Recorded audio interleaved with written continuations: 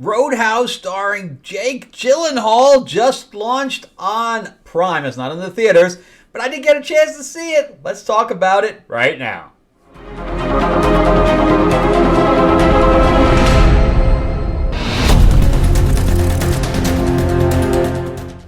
Alright, welcome back to the channel, everyone. Thank you so much for spending time with me. I really appreciate it. I am your host, Frank Zanka. I'm an award-winning screenwriter, novelist, and comic book writer.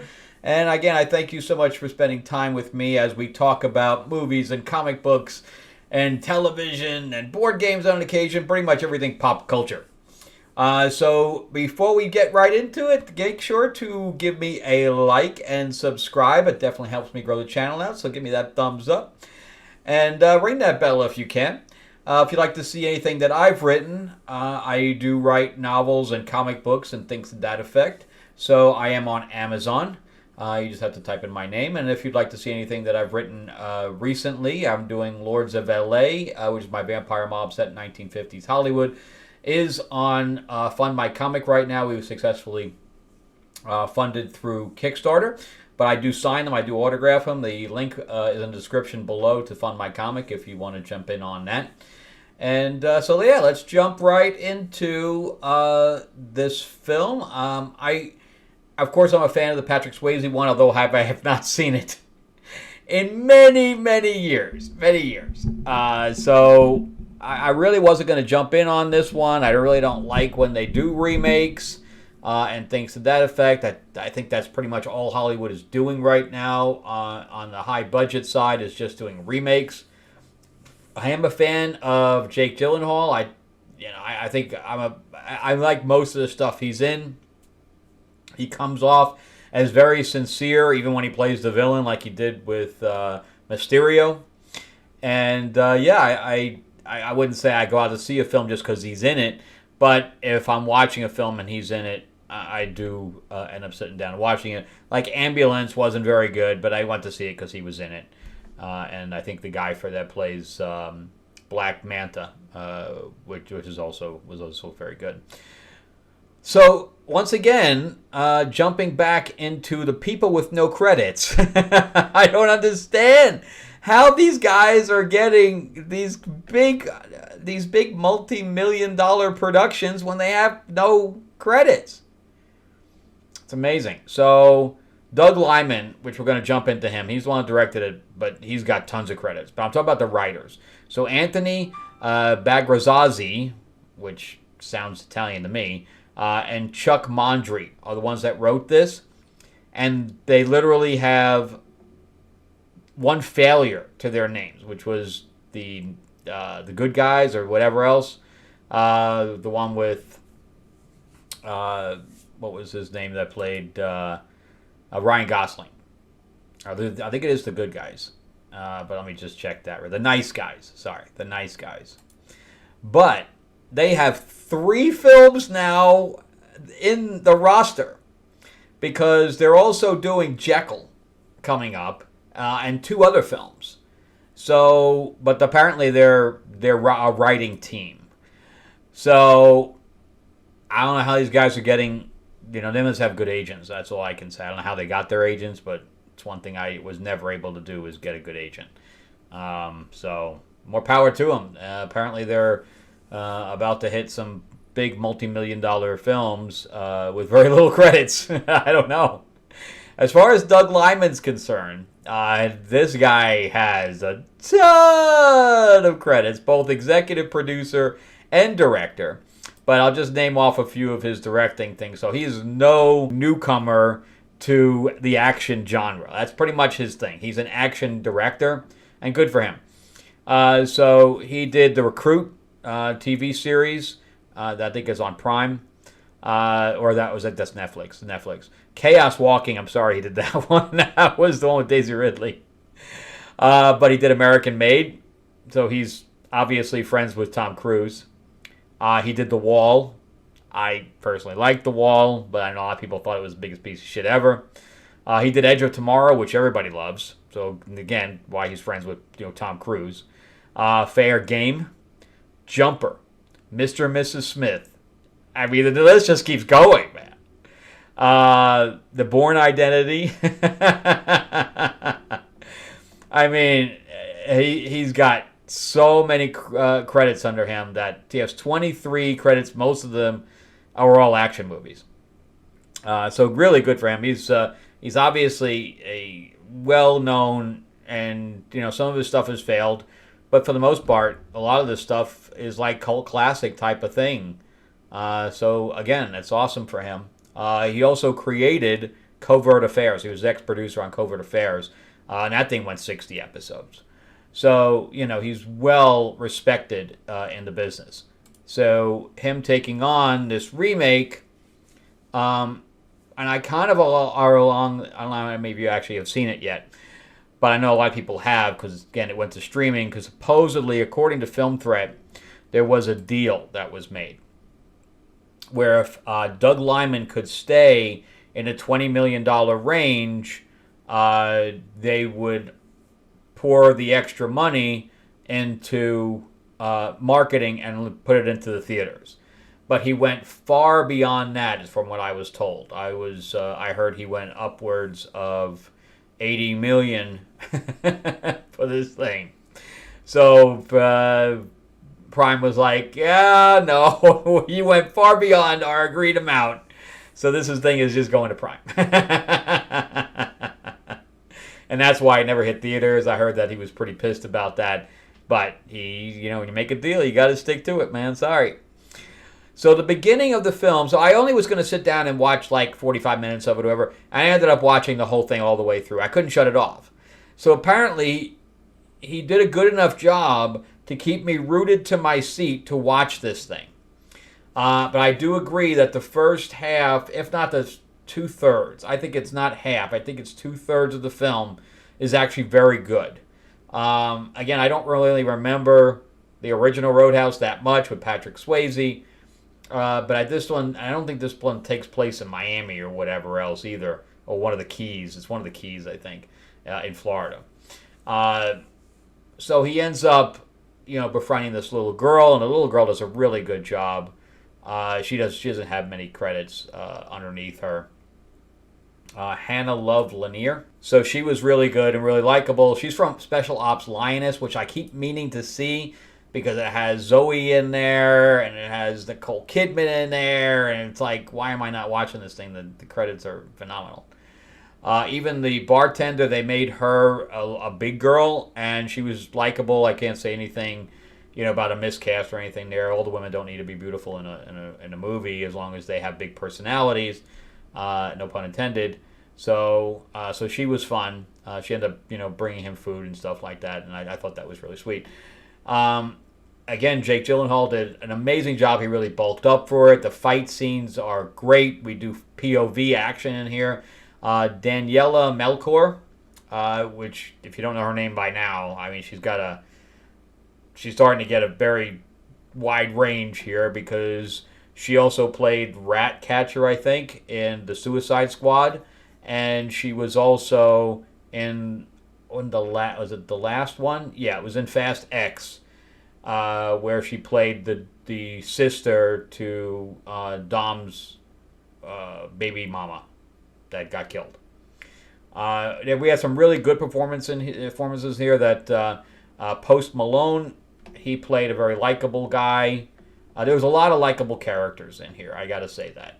It's Arturo Castro. He played a bad guy that you really liked. Dominique Colombo's Reef character, you don't really get to see much besides him doing some fight scenes, and he did a good job. You like them even though you knew nothing about him. J.D. Pardo, he meets a bad end, man. He meets a bad end. Joaquim de la Almeida plays the head of the police department and is a dick. And he was also from Fast and Furious. Also, he had a bit role in the last movie because he had been killed previous. And Jessica Williams plays the bar owner, and she does a really good job also. Because if you don't feel for her wanting to keep the bar, then the whole film doesn't work. And in fact, the little girl is really the end catalyst But I agree with everybody's opinion about the fact that the two-thirds were very grounded, and then the last third kind of goes off the rails and becomes, we have boats that are just jumping up on the docks and tossing people out, and they're living. We have trucks, driving through the bar. All this stuff that's in the end of a movie that they're trying to make it epic kind of thing. But I got to say that who's the other villain? So Conor McGregor is an actual MMA fighter, I believe, and he just smiles through the whole thing, man. He gets annoying, but he's the villain, so you can kind of, and he walks around like he can't. He walks around because I guess he's so muscled up that he can't put his arms at his side. And as long as his legs too, he walks completely bow-legged. It's funny. But yeah, I mean, he definitely you want to wipe that smile off his face the whole movie. So I guess it kind of just gets annoying, but it works for the film because he's the villain. So you kind of want him to die a bad death. And then you have Billy Magnuson, who always plays this. He was in. I want to say Live and Let Die. The last Bond movie, No Time to Die, and I think he played the dude that was the agent with Felix Leiter that ends up betraying them. But he is so forgettable. So he's like the main villain, and he's completely every movie that he's in, he's just forgettable. He's like, it's that blonde guy, but you don't ever remember who played the part. So yeah, I think they could have. I like the guy. It's not that he gave a bad performance. It's just that he's just not. I don't know what it is about him that is just not memorable. But I think they could have got somebody else in that role. So sorry, Billy. Sorry, Billy. But they definitely could have got somebody else in there. Bo Knapp has a very small role, but I like him. I wish he had a bigger role. In fact, he could have played, I think, the villain better. What was he in? He was in Destroyer, Death Wish. Oh, he was in The Nice Guys. We were just talking about that. Law and Order, Bumblebees. I've seen him before. L.A. Finest. Oh, L.A.'s Finest. Okay. But he was more memorable than the main villain was, and he had a very, very small part. But anyway, so the movie does keep you engaged.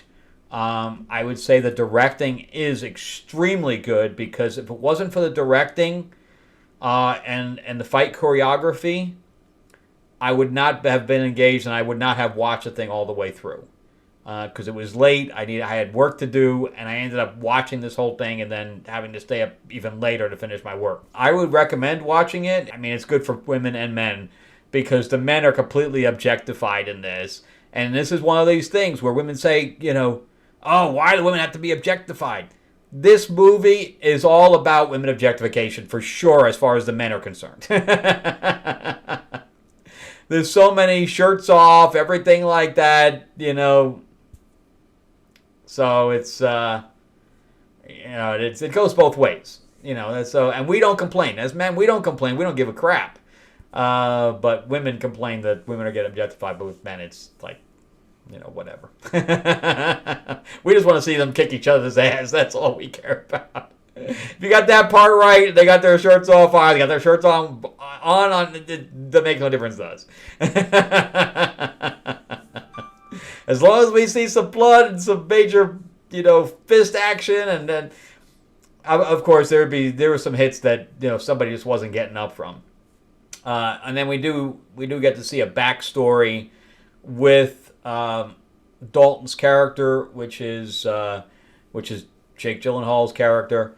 So Dalton has a dark past, and we understand why he does what he does, and why he was self-destructive, and finding this new town where he finds purpose, but then decides to leave because he's afraid he's going to go off the rails. I thought that was really interesting, where he was just basically protecting the people around him by leaving. But then everything goes to shit. I was surprised. I won't give away the ending. I was surprised how it ended. But I guess he was, they compare it to, the little girl compares it to a Western throughout, where they come into a Western town, it's a gunslinger, and then the town needs help because they're being, overrun by bad elements, and they have to rout out the bad elements. It's like a classic Western, except this is about a bar. But anyway, there's obviously more to the story, but not much. There's much more to the story. But again, it's engaging because we want the hero to win. The bad guys are, bad to the bone kind of thing, where there's no redeeming qualities to them. But if I was gonna, I'm still back at that 7.5 range for this. Again, it's good, not great. That's kind of the movies that I've been watching, the good, not great. And 7.5 because, I would watch this again. If somebody had it on, I'll sit down and watch it. The fight scenes are definitely entertaining enough to watch again. And again, Jake Gyllenhaal comes off as this very sincere guy. So he plays it very low key, which I think was important here. He didn't come off as oh, here I am, the savior. Now, he blends into the background a lot of the times, and only when he stands up, that's when the audience is like, here it comes. Here it comes, man. You finally pissed him off. I think that he played that just right, because it could have come off as a little bit too much, and it already does at the end. But as far as his performance is concerned, he purposely downplayed it. So it was a very interesting choice, and I liked the choice. So anyway, let me know what you guys think. Did you guys get a chance to see it? Did you like it? Did you hate it? Let me know what you guys think. So that's it for me on this one. But again, thank you guys so much for watching. I appreciate your support of the channel. Remember to give me the thumbs up, give me the middle finger, whichever way you like it. But anyway, either way, the thing helps the algorithm, any kind of engagement. And if you can give me ring that bell, because if you haven't subscribed, why the hell not? It's free. Ring that bell. And also check out some other videos that are going to pop here at the end. Remember that Lords of LA is on Fund My Comic. The description below has the link. It has plenty of blood, sex, and fangs. It is a mature book. So if you want to pick that up, we are almost completed with the art. And then I'll be moving on to the card game that we're doing with Mark Spears. And it is a area of controlled deck builder game using his art for classic monsters. So you'll be able to play as Dracula or Frankenstein or the Witch or whatever we have, Creature from the Black Lagoon, all that stuff.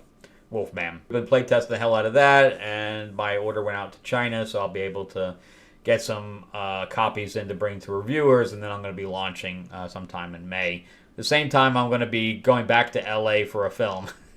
God. First, there's nothing going on, and then I got a shit ton in the same month. Anyway, I will talk to you guys soon. Thank you guys again so much for the support, and I'll see you on the next episode.